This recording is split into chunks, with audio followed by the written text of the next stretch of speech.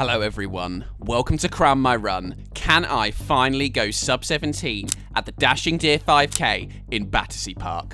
10 days before, I'd got oh so close in Manchester with a 17:03 at Parkrun, but this race was always the goal in a absolutely stacked field where I will probably still be finishing in the hundreds even if I go sub 17. It's a warm one though, ladies and gentlemen, 26 degrees compared to 10 at Parkrun. It is the evening at least, the sun is lower in the sky and there's a fair amount of shade here at Battersea, so we're going to go out and give it absolutely everything. This is me driving for the finish line in the final 100 meters with a classic J Mills grimace on my face. Was it enough? Let's go find out.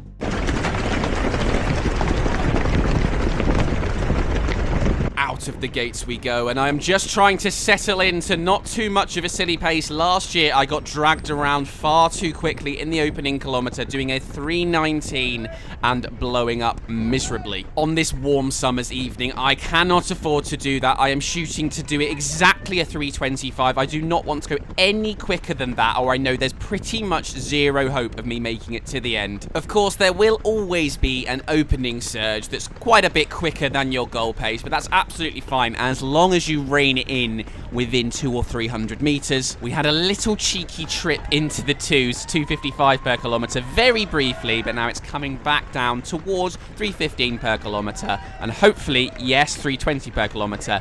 Going to settle down on that 3:25, meaning I've positioned myself pretty well at the start, which is always a pretty hard thing to do. Just before the race, I had heard two people just ahead of me talking about going for a sub 20. Thought, no, not about that life. Moved myself forward a few rows, and here I am, now at 3:25 per kilometer, 400 meters in, 600 meters in, going along nicely, just trying to breathe in slowly through my nose, exhaling slowly through my mouth. I know the heart rate was going to creep up in this heat, but just try and keep it as low as I can for as long as possible. And there was actually a very pleasant breeze just blowing over my head at the moment, cooling me enough that I felt in control. And look at this, the first kilometer is in, and it's a 3:25, bang on the money, not a second under or over.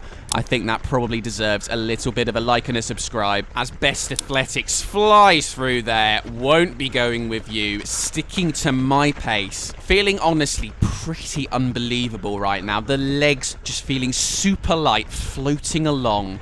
I've just got 4k to go.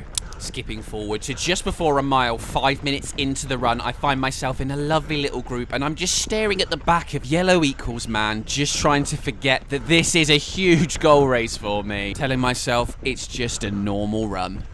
And as we do go through a mile and this random runner spray paint zone, very interesting, I remember thinking to myself, and I've had this before, if D Mills felt this good at this point in a race, he's 100% getting to the end in his goal pace. I just know it. But look, I'm having to take the camera off already at 1.7k because I am getting a little bit warm now. I'm still feeling all right. This was more preemptive, just trying to keep my body as cool as possible so it didn't reach that threshold where I'm really going to slow down. My heart rate now 176, 175 now. It's around bang on my threshold. It's going to go over that very soon as we go to 177. The pain will begin at some point. I just hope it's in the 4th k rather than the 3rd k. I put my camera back on as I felt the pace slightly slowing from Yellow Equals Man, surged a tiny little bit through and tried to latch onto the back of the next group just up the road. But then as I get there, the hat comes back off. The things I do to record this footage for you guys.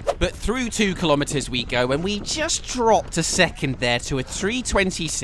I'm fairly happy with that, and I've got the overall average pace for the whole run on my watch, and at this point it still said 3:25, so we are still looking very good. 2.2k, camera back on as Blue Shorts comes past me. I had lost a little bit of ground to Red Shorts in the last few 100 meters, and I knew that I needed to now to go straight through with Black Vest rather than sit with Vaporfly 3 there on the left, as the effort level began to noticeably mount, and I do manage to make it past Vaporfly's is the runner on the right there. Has had enough for the day. Pulls out. It is starting to get a little bit tough out there. I think you can notice that from my breathing rate. We are almost at halfway, and I can't quite stick with Black Vest. Hitting almost 180 heart rate isn't ideal, but we have trained for this, doing sessions in the middle of the day. I've just got to stay determined. 2.6k now. This Clapham runner has come through. The finish line is there, but I've got to do another lap, unfortunately. Guy to the left of me in the yellow vest was just pointing to come through on my right. I'm not sure what he was doing. I gave him some room, but then he just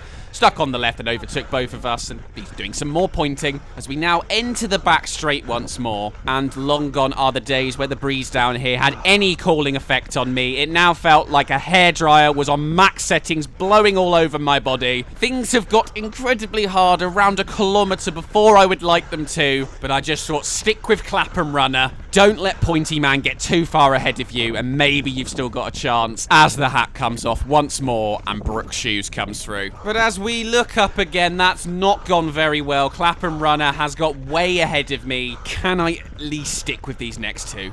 There's 3 kilometres, and as suspected, the pace has dropped to a 3:29. It's not the end of the world. It means I'm only 5 seconds behind. The average pace still said 3:26 on my watch, and although I was feeling really quite dreadful right now, I thought to myself, let's get to a mile to go. In the mile race I did recently, where I did a 5:12 in really windy conditions, I felt so bad, almost instantaneously out the blocks. If I can subject myself with a mile to go to around 5 minutes of absolute agony, maybe I can still get this done. But that pace was still falling off, unfortunately. 3:40 per kilometre at the moment. I managed to get past Dulwich runner at least. But listen to that breathing. I am in a poor old way, and I can't kick yet from 3.5k. I just can't. Intrusive thoughts are telling me to stop, but I'm not going to. But at least as we do get past these two, there are people in worse conditions than us. Always good to enjoy other people's suffering. Can I try and claw myself back to yellow top, Clapham runner up there, and red vest from earlier?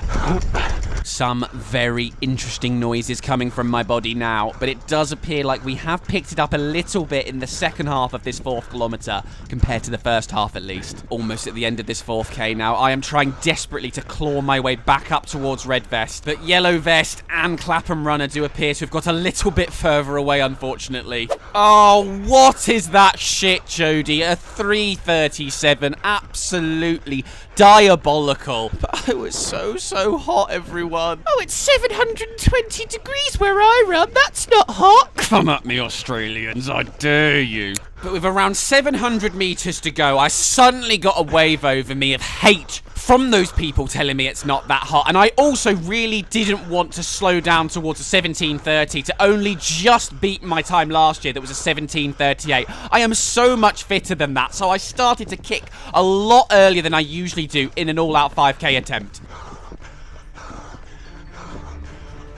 I'm past red vest, who gave me encouragement as I went through. Thank you very much. And look at the time at the top. 3:05 per kilometre. There's 500 metres to go. Is this far too early? But just 100 metres later, look how much I've taken out of those ahead of me. I'm hunting them down like dogs. Still holding 3:10 per kilometre.